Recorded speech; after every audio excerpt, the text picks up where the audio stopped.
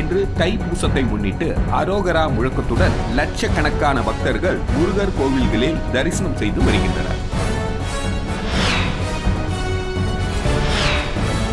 தண்டவாளங்களில் packing பணி முடியாததால் புதுச்சேரியில் ரயில்வே கேட்டுகளில் இருசக்கர வாகன ஓட்டிகள் விழுந்து காயமடைந்து வருகின்றனர். ஓடும் ரயிலில் பெண்ணுக்கு பாலியல் தொல்லை கொடுத்த திண்டுக்கல் வாலிபர் கைது. ஓடும் ரயிலில் தொடரும் பாலியல் தொல்லைகளுக்கு தீர்வு எப்பொழுது? வடலூர் சத்திய ஞான சபையில் ஜோதி தரிசனம் நிகழ்வானது இன்று காலை 6 மணிக்கு 7 திரைகளை விளக்கி ஜோதி தரிசனம் நடைபெற்றது.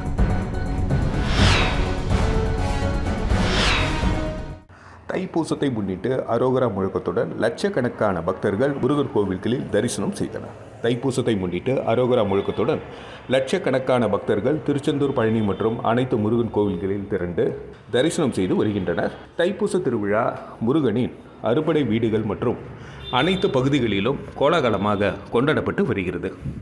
அறுபடை வீடுகளில் 3ஆம் படை வீடான பழனியில் தைப்பூசம் களை கட்டி உள்ளது. இங்குள்ள பெரிய நாயகி அம்மன் கோவிலில் பிப்ரவரி 5 கொடியேற்றத்துடன் தைப்பூச திருவிழா தொடங்கியது. வடபழனியில் பக்தர்கள் நீண்ட வரிசையில் நின்று தரிசனம் செய்தனர். நாள்தோறும் சிறப்பு பூஜைகள், அபிஷேகங்கள் நடைபெற்ற நிலையில் முக்கிய நிகழ்வான தைப்பூச தேரோட்டம் இன்று மாலை நடைபெறுகிறது. இதையொட்டி முருகனை தரிசிக்க பழனி நகரில் பக்தர்கள் குவிந்து வருகின்றனர். நேற்று மாலை முதல் நடைப்பயணமாகவும் காவடி, ஒயிலாட்டம், மயிலாட்டம் என ஆயிரக்கணக்கான பக்தர்கள் பழனியை நோக்கி திரள ஆரம்பித்துள்ளனர். காவடியாட்டம், தேவராட்டம் என பக்தர்கள் திரண்டது காண்போரை பரவசத்தில் ஆழ்த்தியது. வழி நெடுகிலும் பாத யாத்திரை சென்ற பக்தர்களுக்கு ஆங்காங்கே திரண்டிருந்த தன்னார்வலர்கள் உணவு, தண்ணீர் கொடுத்தனர். பாத யாத்திரையாக வரும் பக்தர்கள் எண்ணிக்கை அதிகரித்ததால் ஒட்டன்சத்திரம் பழனி சாலையில் போக்குவரத்து நிறுத்தப்பட்டது. பின்னர் கோவிலுக்கு வரும் மாற்று வழியில் திருப்பிவிடப்பட்டன. புதுச்சேரியில் ரயில்வே கேட்டுகளில் வாகன ஓட்டிகள் விழுந்து காயமடைந்து வருகின்றனர். புதுச்சேரியில் பணிகள் முழுமையாக நிறைவு பெறாததால் ரயில்வே கேட்டுகளில் வாகன ஓட்டிகள் விழுந்து காயமடைந்து வருகின்றனர். புதுச்சேரி, விழுப்புரம் இடையிலான பழைய இரும்பு ரயில் தண்டவாளங்கள் அகற்றி அதிவேக ரயில் செல்லும் வகையில் புதிய தண்டவாளம் கடந்த சில நாட்களுக்கு முன்பு பொருத்தப்பட்டது. புதிய தண்டவாளங்கள் கீழ்ப்பகுதியில் கருங்கல் ஜல்லி கொட்டி சரியான உயரத்தில் தண்டவாளத்தை அமைக்கும் பேக்கிங் பணி இதுவரை துவக்கப்படவில்லை. பேக்கிங் பணி முடிந்தால் மட்டுமே ரயில்வே கேட் பகுதியில் தார் சாலை அல்லது ரப்பர் ஷீட் பொருத்தி சரி செய்யப்படும். புதிய தண்டவாளத்திற்கு பேக்கிங் பணி முடியாததால் Villianur, Sultanpet, Kamban Nagar, Karamanikuppam, AFT mill, Vandarapet railway gate பகுதியில் தற்காலிகமாக கருங்கற்கள் கொட்டப்பட்டுள்ளது. AFT mill, Karamanikuppam, Villianur railway gate பகுதியை ஒவ்வொரு நிமிடமும் ஆயிரக்கணக்கான வாகனங்கள் கடந்து செல்லக்கூடிய பகுதி. இப்பகுதி ரயில்வே கேட்டு கருங்கற்கள் பாறை கொட்டி வைத்திருப்பதால் பஸ், லாரிகள் கூட ரயில் பாதையை கடந்து செல்ல முடியாமல் திணறுகிறது. பைக், ஸ்கூட்டரில் செல்லும் முதியோர் பெண்கள் ஸ்கூட்டரை பேலன்ஸ் செய்ய முடியாமலும் சக்கரம் ரயில் பாதை கற்களில் சிக்கி கீழே விழுந்து சிலர் காயமடைகின்றனர். ஏஎஃப்டி மில் ரயில் பாதை புதிய பஸ் நிலையம் அருகே அமைந்திருப்பதால் நாள் முழுவதும் ரயில்வே கேட்டில் டிராஃபிக் ஜாம் ஏற்படுகிறது.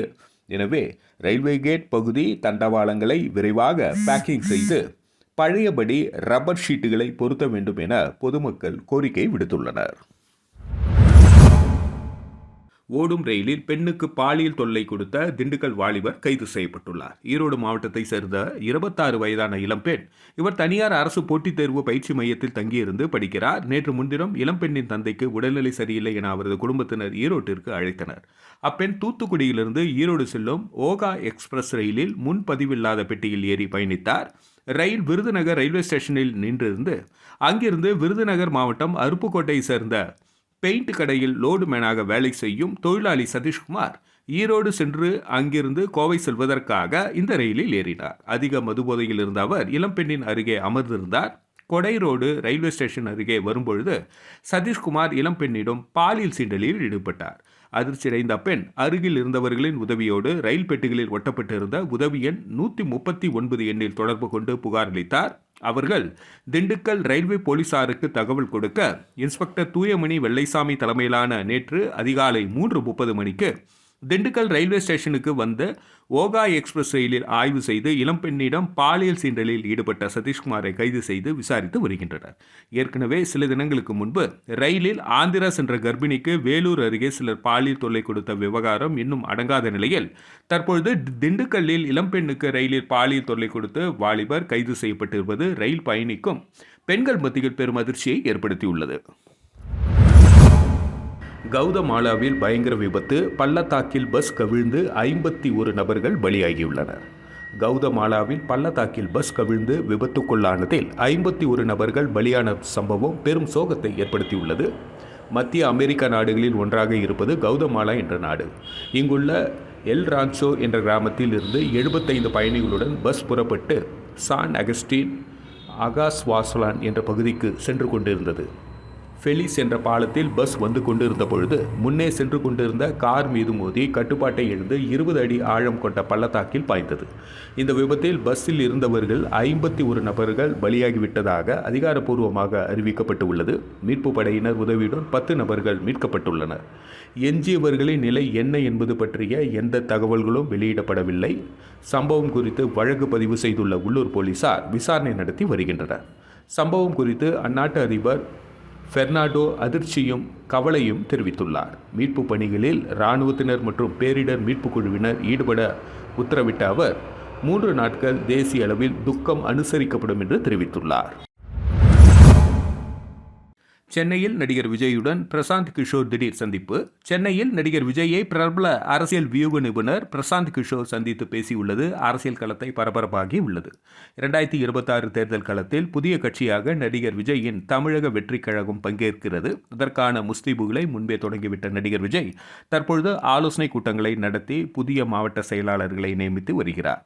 அண்மையில் கட்சியில் இணைந்த ஆதவ் அர்ஜுனா, சிடிஆர் நிர்மல்குமார் உள்ளிட்டோருக்கு முக்கிய பொறுப்புகளை அளித்தார். அதே நேரத்தில் அதிமுக கூட்டணிக்குள் தாவேகாவை கொண்டுவர வேண்டும் என்பதற்கான பேச்சுவார்த்தைகள் நடந்து வருவதாக தகவல்கள் வெளியான வண்ணம் இருந்தன. இந்நிலையில் நடிகர் விஜயுடன் பிரபல அரசியல் வியூக நிபுணர் பிரசாந்த் கிஷோர் திடீர் சந்திப்பு நிகழ்த்தி இருப்பது தகவல்கள் வெளியாகி இருக்கின்றன. நீலாங்கரையில் உள்ள விஜய் இல்லத்தில் இந்த முக்கிய சந்திப்பு நிகழ்ந்ததாக கூறப்படுகிறது.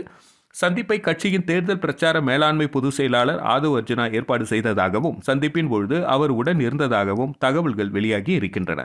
2026 ஆண்டு சட்டசபை தேர்தல் குறித்து இருதரப்பு பேசியதாகவும் கூட்டணி மற்றும் தேர்தல் செயல் திட்டம் குறித்து ஆலோசித்ததாகவும் கூறப்படுகிறது. இந்த முக்கிய சந்திப்பின் பொழுது தாவேகா அரசியல் வியூக வகுப்பாளர் ஜான் ஆரோக்கியசாமியும் கலந்து கொண்டுள்ளார் என்று தெரிகிறது.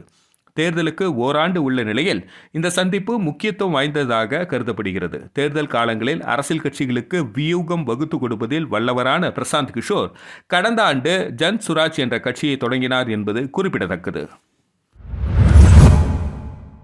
வடலூர் சத்திய ஞான சபையில் ஜோதி தரிசனம் நிகழ்வானது இன்று காலை 6 மணிக்கு 7 திரைகளை விளக்கி ஜோதி தரிசனம் நடைபெற்றது. வடலூர் சத்திய ஞான சபையில் ஜோதி தரிசனம் நிகழ்வு இன்று காலை 6 மணிக்கு 7 திரைகளை விளக்கி ஜோதி தரிசனமானது நடைபெற்றது. இதில் ஏராளமான பக்தர்கள் பங்கேற்று ஜோதி தரிசனம் செய்தனர். 154வது தைப்பூச திருவிழாவில் கருப்பு திரை, நீலத்திரை, பச்சை திரை, செம்மை திரை, பொன்மை திரை, வெண்மை திரை, கலப்பு திரைகளை நீக்கி ஜோதி தரிசனம் காலை 6 மணிக்கு நிகழ்ந்தது. இன்று ஜோதி தரிசனமானது காலை 10 மணி, நண்பகல் 1 மணி, இரவு 7 மணி மற்றும் 10 மணிக்கு ஜோதி தரிசனம் நடைபெற்றது. பிரான்ஸ் சென்றுள்ள பிரதமர் மோடி அங்கு அந்நாட்டு அதிபர் இமானுவேல் மேக்ரான், அமெரிக்க துணை அதிபர் ஜேடி வேன்ஸ் ஆகியோரை சந்தித்து பேசினார். 3 நாள் அரசுமுறை பயணமாக பிரதமர் மோடி பாரிஸ் சென்றுள்ளார். அங்கு விமான நிலையத்தில் திரண்ட இந்திய வம்சாவளியினர் அவருக்கு உற்சாக வரவேற்பு அளித்தனர். பிரதமரை பார்த்ததும் மோடி மோடி எனவும் பாரத் மாதாவிற்கு ஜே எனவும் கோஷம் எழுப்பினர். இது தொடர்பாக அவர் எக்ஸ் சமூக வலைதளத்தில் வெளியிட்டுள்ள பதிவில் கூறியுள்ளதாவது: என்றும் நினைவில் வைக்கும் வகையில் பாரிஸ் நகரில் வரவேற்பு அளிக்கப்பட்டது. இந்தியர்கள் தங்கள் அன்பை வெளிப்படுத்துவதை பணியால் ஒன்றும் செய்ய முடியவில்லை. அவர்களின் அன்பை கண்டு பெருமிதம் கொள்கின்றேன் என்று கூறியுள்ளார். இதனைத் தொடர்ந்து பிரான்ஸ் அதிபர் இமானுவேல் மேக்ரான் அளித்த விருந்தில் பிரதமர் மோடி கலந்து கொண்டார். அப்பொழுது மேக்ரானை சந்தித்து பேசிய அவர் பிறகு அமெரிக்க துணை அதிபர் ஜேடி வேன்ஸையும் சந்தித்தார். இது தொடர்பாக அவர் வெளியிட்டுள்ள சமூக வலைப்பதிவில் பாரிஸில் எனது நண்பர் இமானுவேல் மேக்ரானை சந்தித்ததில் மகிழ்ச்சி என தெரிவித்துள்ளார். கடல் வழியாக பாய்மர கப்பலில் உலகை வலம் வரும் கடலூர் மங்கை ஒரு சிறப்பு பார்வை. கடற்படையில் பணிபுரியும் கடலூரை சேர்ந்த பெண் கேரளாவை சேர்ந்த கடற்படை பெண் அதிகாரியுடன் சேர்ந்து பாய்மர படகில் உலகை சுற்றி வருகின்றனர். கடலூரை சேர்ந்தவர் அழகிரிசாமி மகள் ரூபா. கடலூரில் பள்ளி படிப்பை முடித்த இவர் சென்னையில் பொறியியல் படித்தார். கடற்படை பிரிவில் சேர்ந்து பணியாற்ற விரும்பிய அவர் கல்லூரியில் படிக்கும் பொழுதே NCCயில் சேர்ந்து அதற்காக தயாரானார். அவர் விருப்பப்படியே 2018ஆம் ஆண்டு இந்திய கடற்படை ஆயுதங்களை ஆய்வு செய்யும் ஆய்வாளர் பதவிக்கு தேர்வு செய்யப்பட்டார். தான் விரும்பிய பணியில் சேர்ந்தது முதல் தன் தனித்தன்மையை வெளிப்படுத்தி வந்தார். கடந்த ஆண்டு ஏப்ரலில் இந்திய கடற்படை பாய்மர கப்பல் INSV தாரணியில் கடல் கடந்த நீண்ட பயணத்தை முடித்த முதல் பெண்கள் என்ற சாதனையை கேரளாவை சேர்ந்த கடற்படை லெப்டினன்ட் கமாண்டர் தில்னாவோடு சேர்ந்து படைத்துள்ளார். தன் சாதனையை தொடர்ந்து தில்னாவோடு சேர்ந்து கடல் வழியாக உலகை சுற்றி வரும் பயணத்திற்கு தேர்வாகினார். கடந்த 2024 அக்டோபர் முதல் இருவரும் பயிற்சி மேற்கொண்டனர். கடலில் அடிக்கடி பல ஆயிரம் கிலோமீட்டர் செயிலிங் சென்று வரும் இவர்கள் கடல் வழியாக உலகை சுற்றி வந்த சாதனை படைக்க வேண்டும் என எண்ணிய இவர்களுக்கு காலம் வாய்ப்பு வழங்கியது. அதற்கான உடற்திறன் தேர்வு, மன உறுதி தேர்வு போன்றவற்றில் தேர்ச்சி பெற்றனர். இருவரும் கோவாவில் இருந்து கடந்த அக்டோபர் மாதம் புறப்பட்டனர். 38 நாட்கள் கழித்து ஆஸ்திரேலியா சென்றடைந்தனர். தொடர்ந்து 24 நாட்கள் கழித்து நியூசிலாந்திற்கும், பாக்லாந்து தீவுகள், தென் ஆப்பிரிக்கா, அணுக இயலாத பெருங்கடல் துருவம், பாயிண்ட் நெமோ ஆகிய இடங்கள் உட்பட 21,600 நாட்டிகள் மைல் சுற்றி மீண்டும் கோவாவிற்கு வரும் மே மாதம் திரும்புகின்றனர். சாதனை படைக்கும் கடலூர் மங்கை ரூபாவுக்கு பாராட்டு குவிந்து வருகிறது. We're about to cross the international dateline. The time right now is 1900 hours of 9 Jan 2025. So as we cross the international dateline, we will gain 24 hours, which means we will shift our clocks from 1900 hours of 9 Jan 2025 back to 1900 hours of 8 Jan 2025. That means we get to live this day all over again. On this occasion, we are doing a small land-crossing ceremony by offering some sweets to Lord Varuna and pray for his blessings. தொழில்நுட்பத்தால் விளைந்த தீமை. பீகாரில் WhatsApp செயலி மூலம் பள்ளி மாணவரும் மாணவியும் திருமணம் செய்து கொண்ட நிகழ்வு அரங்கேறி உள்ளது. பீகாரில் வாட்ஸ்அப் செயலி மூலம் பள்ளி மாணவரும் மாணவியும் திருமணம் செய்து கொண்ட நிகழ்வு அரங்கேறி உள்ளது. இதன் மூலம் ஏற்பட்ட பிரச்சினைக்கு தீர்வு காண முடியாமல் போலீசாரும் பெற்றோரும் திணறி வருகின்றனர். இணைய உலகம் ஒரு கட்டத்தில் இம்சையான உலகமாக மாறிவிட்டதோ என்ற எண்ணம் தோன்றும் வகையில் அவ்வப்போது ஏதேனும் நிகழ்வுகள் நடந்து கொண்டே இருக்கின்றன. அப்படித்தான் பீகார் மாநிலத்தில் பெற்றோர் எதிர்ப்பை மீறி வாட்ஸ்அப் செயலி மூலம் பரஸ்பரம் ஒப்புதல் அளித்து இருவரும் திருமணம் செய்து கொண்டுள்ளனர். முசார்பூரில் வசிக்கும் +2 மாணவர் ஒருவரும் மாணவி ஒருவரும் அறிமுகமாக வாட்ஸ்அப்பில் மெசேஜ்களை பரிமாறி வந்துள்ளனர். ஒரு கட்டத்தில் இருவரும் ஒருவர் நேசித்ததாக தெரிகிறது. இருவரும் மைனர் என்பதால் அவர்களின் காதலை பெற்றோர் ஏற்க மறுத்தனர்.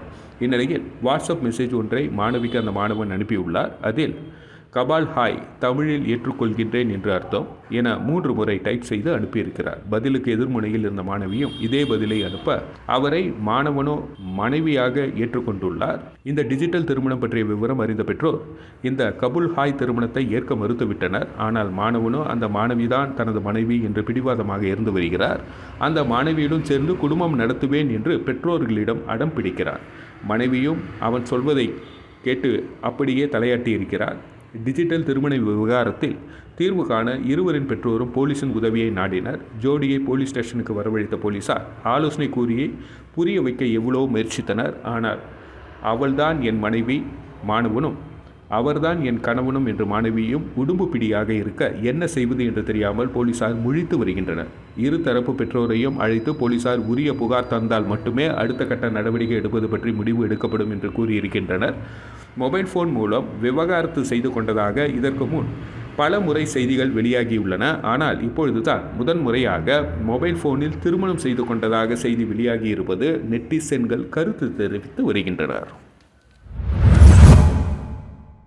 சென்னை விமானங்களின் விவரங்கள் மற்றும் விமான நிலைய வழிகாட்டுதல்களுக்காக சென்னை சர்வதேச விமான நிலையம் என்ற செயலி விரைவில் பயன்பாட்டுக்கு வரவுள்ளது. இதுகுறித்து சென்னை விமான நிலைய அதிகாரிகள் கூறியதாவது: சென்னை விமான நிலையத்தில் பயணியர் சிரமமின்றி வந்து செல்ல விமான நிலைய ஆணையம் சார்பில் பல்வேறு முயற்சிகள் எடுக்கப்பட்டு வருகின்றன. இதன்படி சென்னை சர்வதேச விமான நிலையம் என்ற செயலி உருவாக்கப்பட்டு உள்ளது.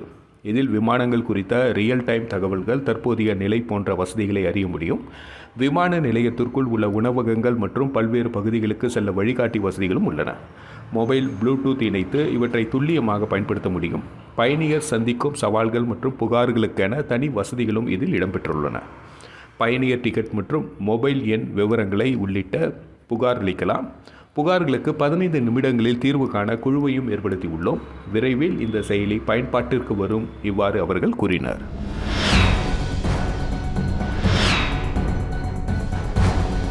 இன்று தைப்பூசத்தை முன்னிட்டு அரோகரா முழக்கத்துடன் லட்சக்கணக்கான பக்தர்கள் முருகர் கோவில்களில் தரிசனம் செய்து வருகின்றனர். தண்டவாளங்களில் பேக்கிங் பணி முடியாததால் புதுச்சேரியில் ரயில்வே கேட்டுகளில் இருசக்கர வாகன ஓட்டிகள் விழுந்து காயமடைந்து வருகின்றனர். ஓடும் ரயிலில் பெண்ணுக்கு பாலியல் தொல்லை கொடுத்த திண்டுக்கல் வாலிபர் கைது. ஓடும் ரயிலில் தொடரும் பாலியல் தொல்லைகளுக்கு தீர்வு எப்பொழுது? வடலூர் சத்திய ஞான சபையில் ஜோதி தரிசனம் நிகழ்வானது இன்று காலை 6 மணிக்கு 7 திரைகளை விளக்கி ஜோதி தரிசனம் நடைபெற்றது.